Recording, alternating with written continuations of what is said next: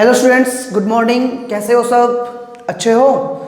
चलो, आप सब, उम्मीद करता हूँ आप सब अच्छे हैं, घर पे हैं, अपनी पढ़ाई कर रहे हैं। बच्चे, हम लोगों ने लास्ट लेक्चर में डिस्कस किया था about cash flow from investing activities. आज हम लोग स्टार्ट करेंगे cash flow from financing activities. Cash flow from financing activities करने से पहले हमें पता होना चाहिए फाइनेंसिंग एक्टिविटीज का मीनिंग क्या होता है। फाइनेंसिंग एक्टिविटीज की अगर मैं बात करूं तो वो सोर्स जिनसे कंपनी ने लॉन्ग टर्म के लिए पैसा लिया हुआ है। जी हाँ, वो सोर्स जिनसे कंपनी ने लॉन्ग टर्म के लिए क्या कर रखा है, फंड रेज कर रखा है। आपने chapter number 9 of business study के अंदर देखा होगा कि कंपनी जो है वो दो टाइप से फंड रेज करती है, लॉन्ग टर्म बोरोइंग से एंड शॉर्ट टर्म बोरोइंग से। अगर कंपनी ने फंड रेज किए हैं थ्रू लॉन्ग टर्म बोरोइंग्स तो वो आपके कवर होते हैं cash flow from financing activities से। ठीक है, तो वो फाइनेंसिंग एक्टिविटीज से जिन जिन सोर्स से कंपनी पैसा ले सकती है वो सब आएंगे इनफ्लो के अंदर, और जिन जिन का पेमेंट करेंगे हम लोग वो सब जाएंगे आउटफ्लो के अंदर। ठीक है, तो जिनसे कंपनी ने पैसा लिया लॉन्ग टर्म के लिए उनसे होगा हमें कैश का इनफ्लो, और जिनके लिए हमने पेमेंट किया है उनका होगा कैश का आउटफ्लो। वन बाय वन हम लोग उनमें से जो एक्टिविटीज हैं उनको अब डिस्कस करते हैं। फर्स्ट ऑफ ऑल, जैसे आपने ए लिखा होगा cash flow from operating activities, then B point में लिखा होगा cash flow from investing activities. अब ये आपका होता है पॉइंट नंबर सी, जिसके आगे हम लोग लिखते हैं in capital letters cash flow from कौन सी एक्टिविटीज है, फाइनेंसिंग एक्टिविटीज।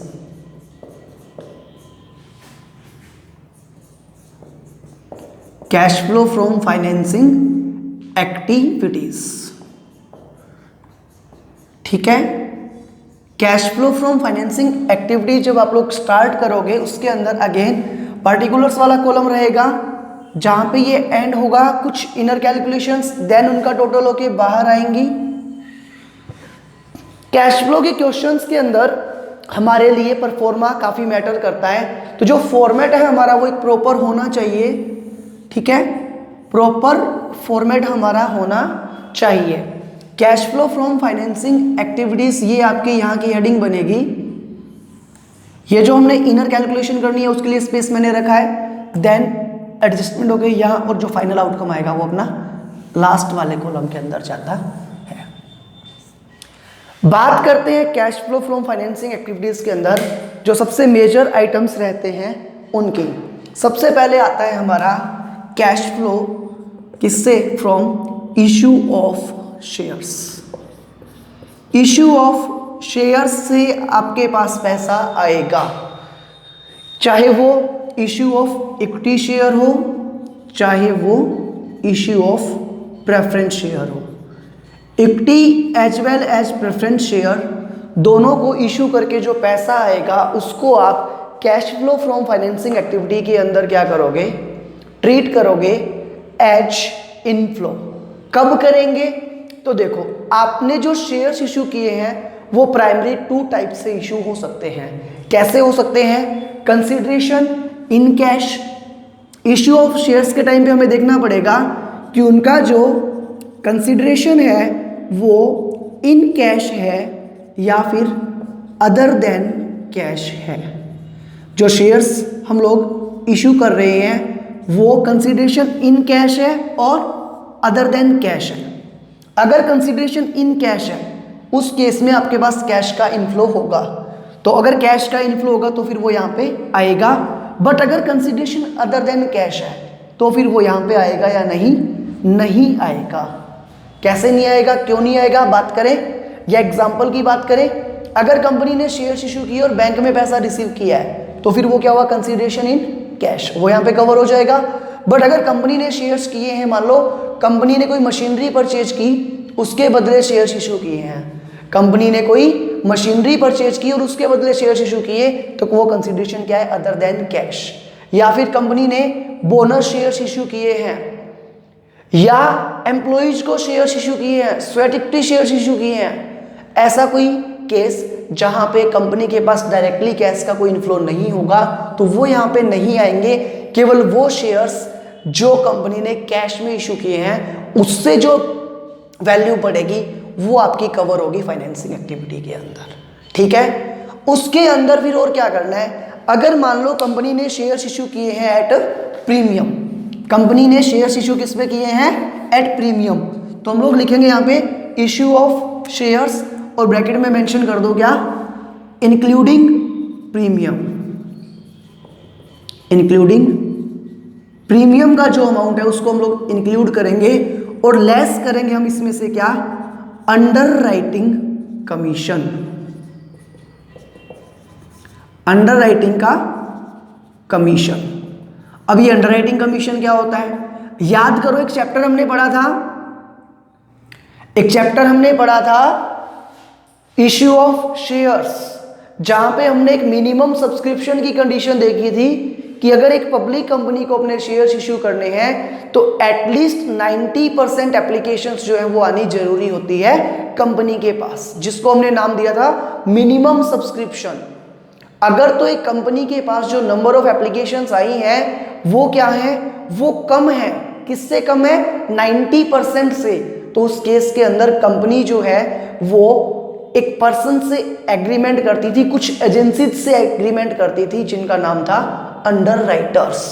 ऐसा एग्रीमेंट क्यों करती थी, क्योंकि अगर कंपनी के पास मिनिमम सब्सक्रिप्शन की कंडीशन जो है फुलफिल नहीं हुई तो उस केस में जितने शेयर्स के लिए कम एप्लीकेशन आई है कंपनी उन शेयर्स को बेचेगी, इशू कर देगी किसको, इन अंडर राइटर्स को।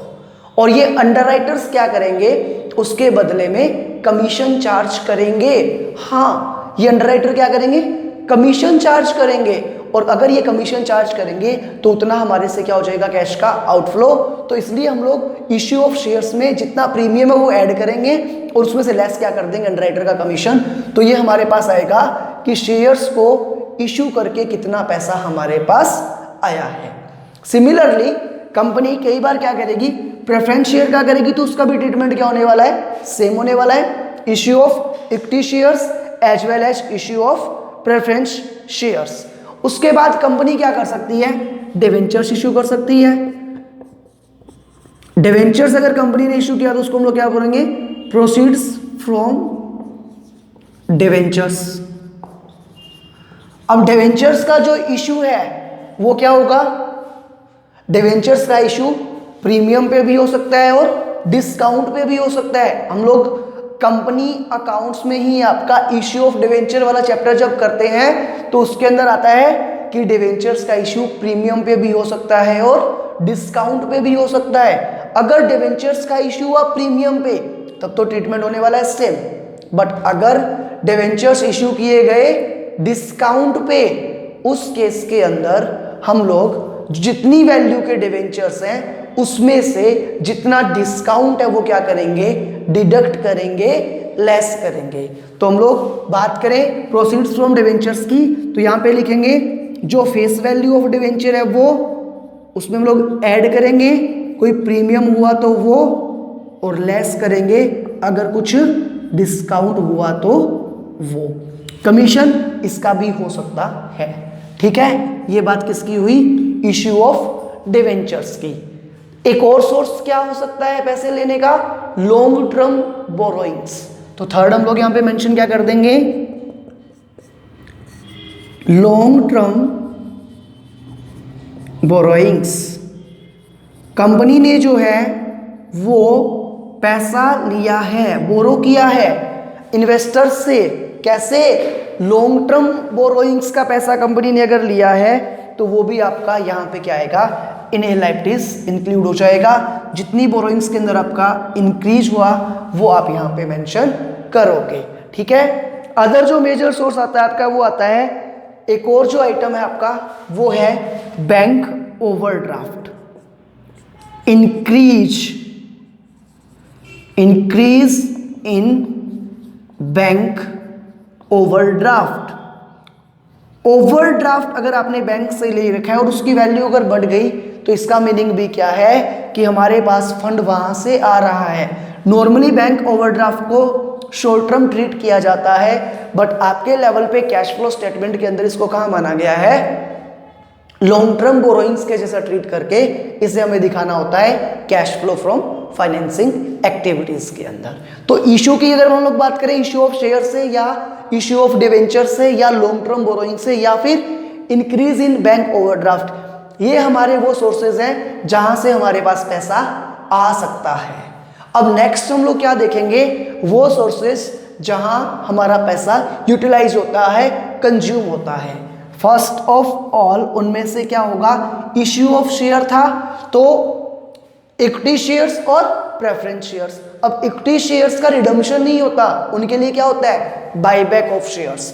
तो यहां पे हम लोग क्या यूज करेंगे, बायबैक ऑफ इक्विटी शेयर्स। अगर एक कंपनी ने अपने इक्विटी शेयर्स को वापस लिया और उसके बदले शेयर होल्डर्स को पेमेंट किया है इन कैश, तो फिर वो आपका यहां पे कवर हो जाएगा। ठीक है, अगर बायबैक जो किया आपने इक्विटी शेयर्स का एट प्रीमियम किया तो प्रीमियम और ऐड हो जाएगा, है ना, इंक्लूडिंग प्रीमियम, और पैसा अगर आपके पास से जाएगा तो ये क्या हो गया, आउटफ्लो। ठीक है, नेक्स्ट है payment of redemption of preference shares. जो प्रेफरेंस शेयर्स हमने इशू किए थे उनका रिडम्पशन करने के लिए पैसे का पेमेंट करना। Payment of redemption of preference shares. Company ने प्रेफरेंस शेयर्स जो इशू किए थे, अब कंपनी को क्या करना है, उन प्रेफरेंस शेयर्स को वापस लेना है। अकॉर्डिंग टू कंपनीज एक्ट 2013, कोई भी कंपनी इंडिया के अंदर इररिडीमेबल प्रेफरेंस शेयर इशू नहीं कर सकती। जो भी शेयर्स इशू करेगी वो कौन से होंगे, रिडीमेबल होंगे। रिडीमेबल का मीनिंग क्या होता है, इनकी एक फिक्स लाइफ होती है, जैसे वो लाइफ कंप्लीट हो जाएगी उसके बाद कंपनी को क्या करना पड़ेगा, डिवेंचर्स का रिडम्पशन करना पड़ेगा। और कंपनी अगर डिवेंचर का रिडम्पशन करेगी तो इसके लिए कंपनी क्या करेगी, कंपनी अगर प्रेफरेंस शेयर का रिडम्पशन करेगी तो उसके बदले कंपनी को प्रेफरेंस शेयर होल्डर्स को क्या करना पड़ेगा, पेमेंट करना पड़ेगा। और पेमेंट करेंगे तो क्या होगा, कैश का आउटफ्लो। कई बार जो ऐसा आउटफ्लो है वो ऐसा रिडम्पशन किस पे होगा, प्रीमियम पे, तो ये भी क्या हो जाएगा आपका इंक्लूडिंग प्रीमियम। ठीक है, जैसे डिवेंचर्स का रिडम्पशन होता है सिमिलरली वैसे ही क्या होगा, जो हमने जैसे प्रेफरेंस शेयर का रिडम्पशन किया हमने, सिमिलरली वैसे ही जो कंपनी है वो क्या करती है, पेमेंट करती है किसका, payment of redemption of debentures. जो कंपनी ने डिवेंचर्स इशू कर रखे हैं अगर उनका भी क्या करेगी कंपनी, रिडम्पशन करेगी, तो उसके लिए जो पेमेंट करेगी वो भी क्या हो जाएगा, डिडक्ट। अब डिवेंचर्स का रिडम्पशन कई बार क्या है, डिस्काउंट पे भी हो सकता है, तो डिस्काउंट पे होगा तो डिस्काउंट की वैल्यू क्या हो जाएगी, लेस हो जाएगी। ठीक है, उसके बाद अब कंपनी ने इन सबसे पैसा ले रखा है ना, कंपनी ने पैसा ले रखा है, किस किस से ले रखा है, इक्विटी शेयर होल्डर से ले रखा है, या फिर प्रेफरेंस शेयर से ले रखा है, या फिर डिवेंचर से ले रखा है, या फिर payment of long term borrowings और payment of bank overdraft. Payment of long term borrowings और पेमेंट ऑफ बैंक ओवरड्राफ्ट, ये भी क्या है, इनके भी रीपेमेंट अगर कंपनी करेगी तो उसको भी cash flow from financing activities के अंदर क्या किया जाएगा, डिडक्ट किया जाएगा। यहां तक समझ आया, ये तो बात हुई सोर्स की। अब इन सोर्स से अगर कंपनी ने पैसा लिया है तो जिन भी लोगों ने आपको फंड प्रोवाइड किए हैं उसके बदले वो कुछ डिमांड भी तो करेंगे। जैसे इक्विटी शेयर होल्डर्स हैं वो क्या मांगेंगे, डिविडेंड। जैसे प्रेफरेंस शेयर होल्डर्स हैं वो क्या मांगेंगे, डिविडेंड। डिवेंचर होल्डर्स है तो इंटरेस्ट, लॉन्ग टर्म बोरोइंग्स वाले हैं तो इंटरेस्ट, बैंक ओवरड्राफ्ट वाले हैं तो इंटरेस्ट। इन सबको हमें क्या करना पड़ेगा, पेमेंट भी करना पड़ेगा इन सब चीजों का। तो इसलिए आगे जो इसके अंदर आइटम्स आएंगे उसके अंदर क्या क्या है, देखो नेक्स्ट जो आपका आइटम आएगा वो आ गया आपका आइटम नंबर ये 9 हो गया, नेक्स्ट 10। नेक्स्ट आइटम हम लोग यहाँ पे क्या कर सकते हैं, इंटरेस्ट। इंटरेस्ट किस किस चीज पे हो सकता है? ऑन डिवेंचर्स या फिर लॉन्ग टर्म बोरोइंग्स। इंटरेस्ट किस किस चीज पे हो सकता है भाई? डिवेंचर्स पे या फिर लॉन्ग टर्म बोरोइंग्स पे। और अगर पेमेंट किया तो क्या हो जाएगा? डिडक्ट हो जाएगा। उसके बाद नेक्स्ट आपका है पेमेंट ऑफ डिविडेंड। अब डिविडेंड का पेमेंट किस किस पे हो सकता है? या तो इक्विटी शेयर पे या प्रेफरेंस शेयर्स पे। कंपनी ने अगर डिविडेंड का पेमेंट किया है तो वो भी यहां क्या हो जाएगा? आपका लेस हो जाएगा। ठीक है। अब ये वो सारे आइटम्स हैं जिनका आपको ट्रीटमेंट करना होता है किसमें? फाइनेंसिंग एक्टिविटीज के अंदर। ठीक है। एक बार वापस से हम लोग फास्टली रिवाइज कर लेते हैं। हमारा टॉपिक क्या है? Cash flow from financing activities, जिसके अंदर हम लोग क्या देखते हैं कि हमारे पास कितना पैसा हमने लॉन्ग टर्म बोरोइंग से या लॉन्ग टर्म सोर्स से बोरो किया है, वो सारा पैसा हम लोग उनका रिकॉर्ड इसके अंदर देखते होते हैं। तो जो लॉन्ग टर्म सोर्स हैं just like issue of shares, equity as well as preference shares या फिर डिवेंचर्स या लॉन्ग टर्म बोरोइंग्स या फिर बैंक ओवरड्राफ्ट, इनसे हमने जितना भी पैसा लिया है, जो आया है हमारे पास, उन सबको हम लोग इनफ्लो के जैसे ट्रीट करेंगे।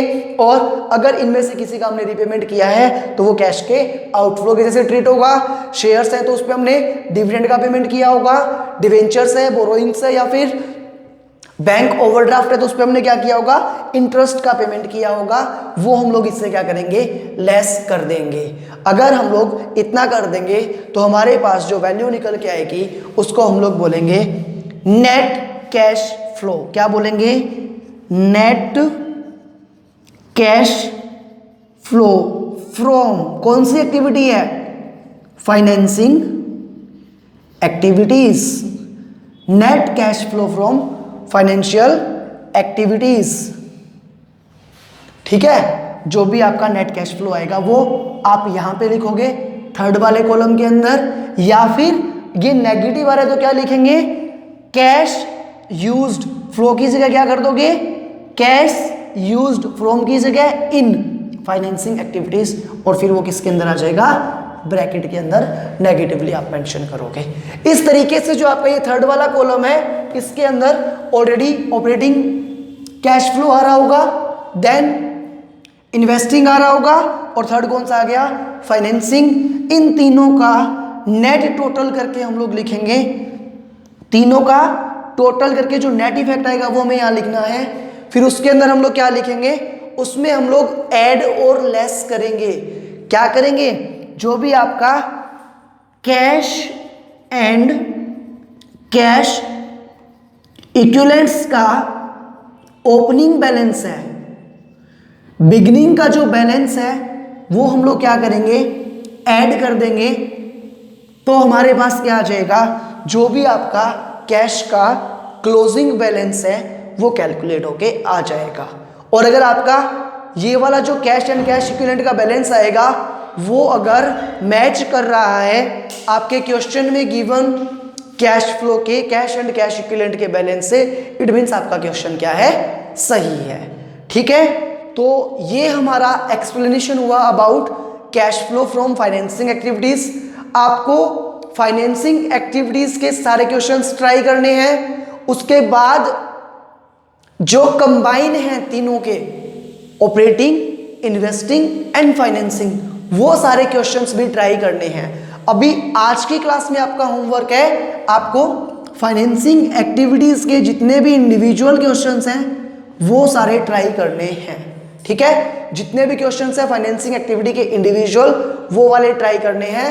आगे हम लोग 2 to 3 लेक्चर्स और लेंगे इस चैप्टर के अंदर, जिसके अंदर कंबाइन तीनों एक्टिविटीज के क्वेश्चंस हम लोग डिस्कस करेंगे। और जो आपके डाउट्स हैं वो डाउट्स आप जो इंडिविजुअली मुझे मैसेज कर सकते हो, जो आपके ग्रुप्स बने हुए हैं वहां पे पूछ सकते हो, या फिर आप कमेंट्स करके पूछ सकते हो। ठीक है। चैनल को सब्सक्राइब करें, वीडियो अच्छा लगे तो वीडियो को लाइक करें, कमेंट करें, शेयर करें, जो भी आपके साथ के स्टूडेंट्स हैं उनके साथ। हम लोग ऐसे ही पढ़ते रहेंगे, कॉन्सेप्ट्स को समझते रहेंगे। ठीक है, तब तक के लिए बाय बाय, गुड डे। घर पे रहो आराम से बच्चे, पढ़ाई करते रहो। Okay, bye bye.